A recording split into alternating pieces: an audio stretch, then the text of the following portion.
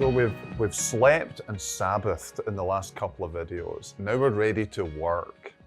But before we get to the question of how we should work as Christian men, I want to deal with the question of what should we do as Christian men. That brings the whole area of calling into view. What is my calling?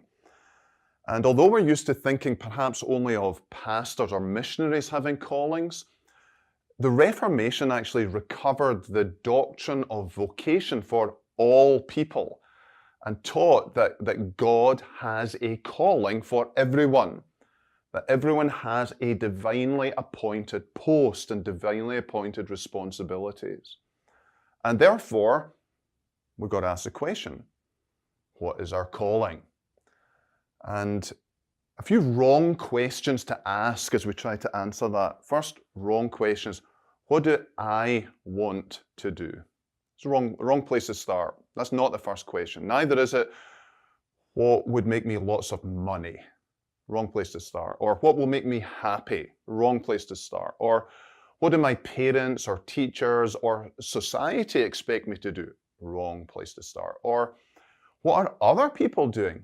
Wrong place to start. All of these are not the right questions to start with.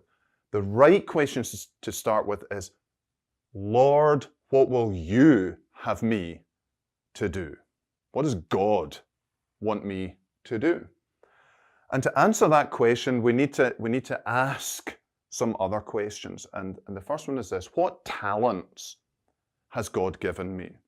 Now, God can sometimes call us to something that we didn't expect, but He'll always equip us for His calling. In other words, if you can't work with your hands, you're not called to be a carpenter. If you can't study, that's not your talent, you're not called to be a pastor. So you've got to ask, first of all, what talents has God given me? That will be a guide to you. Secondly, what desires has God given you? Sometimes God can surprise us and ask us to do something we didn't expect, but usually He gives us a desire. He gives us an interest in something, a field, and then takes that on and develops it into a calling. So what are your desires, your interests? Thirdly, what opportunities has He given you? In other words, have you begun to exercise these talents in any ways? For example, if you feel you're being called to be a pastor, has your church given you the opportunity to, say, teach a Sunday school or preach at the jail or go to a nursing home? What opportunities has He given you? Again, that can be a guide as to God's guidance. Fourthly, what responsibilities has He given you? Now, whatever we're called to in terms of our work, we are called to provide for our families. In fact, the Apostle Paul says in his letter to Timothy, if we don't provide for our families, we're worse than pagans.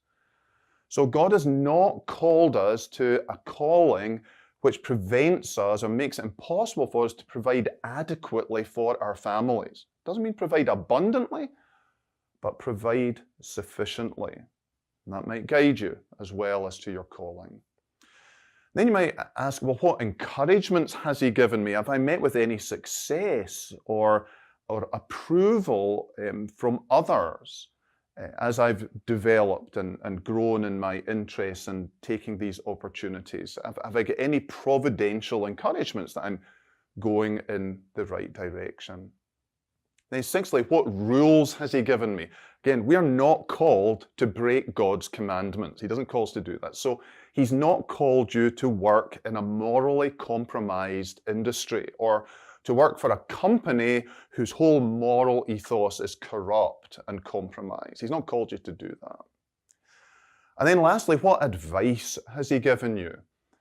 In the multitude of counselors, there is safety, said the wisest man in the world, Solomon. So talk to your pastor, talk to your elders, talk to your dad, talk to your brother, talk to an older Christian, ask them for advice, for input into what God might have you to do. But it's all under that big question, Lord, what will you have me to do? So your action for this week is really to ask that question, but do it practically. In other words, take the questions that I've given you, the 7 questions, and write them down and write answers to them. Force yourself to write them and maybe share them with your wife or a dad or another Christian man and ask them for input. Does this look right to you? Am I accurately assessing myself? And do this prayerfully and seek God's guidance using all these means to answer that question, Lord, what will you have me to do?